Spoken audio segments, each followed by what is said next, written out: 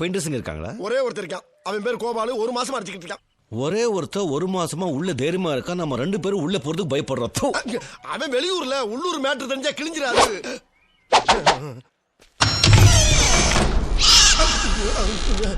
மத்த பகல்லையே இப்படி இருட்டா கிடக்கு. முருகேசு, இந்த அரண்மனையோட ஹிஸ்டரி உனக்கு தெரியுமா? எஸ்டிடி என்ன வரலாறு தானே. இந்த அரண்மனையில இருந்தவனுங்கெல்லாம் 50 வருஷத்துக்கு முன்னால ஓடிட்டானுங்களாம். இப்ப யாரோ ஒரு இழிச்ச விலைக்கு வாங்கி இதை பெயிண்ட் அடிச்சுக்கிட்டு இருக்கானா. எதை வேணாலும் பூசி வெளியே இருக்கிறத மறைச்சிடலாம். ஆனா உள்ள இருக்கிறத மறைக்க முடியுமா? போயிடலாம் மாப்பிள்ள. சரி வா போலாம். உள்ள இல்ல வெளியே. மாப்பிள்ள யாரு எல்லாம் செத்து கிடக்கு. எருமை முருகேஷா. எருமையா? அப்படி உள்ள என்னதான் இருக்கு முருகேசா? ஏதோ பேய் இருக்கின்றானுங்க, பைத்தியக்காரங்க, பிசாசு இருக்கின்றானுங்க, பயந்தா குழி. அது போக 30 அடியில 30 வருஷமா பெரிய பாம்பு இருக்கின்றானுங்க. இதனாலயே நம்ம கோபால் இருக்கான்ல, கோபாலு, அவன் 4 மணிக்கு மேல வேலை செய்யறது இல்லையா.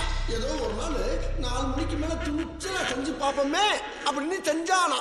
அன்னைக்கு பார்த்து எல்லா சாமான் சொல்லிட்டு திடீர்னு உடைதான் சாய்தான்.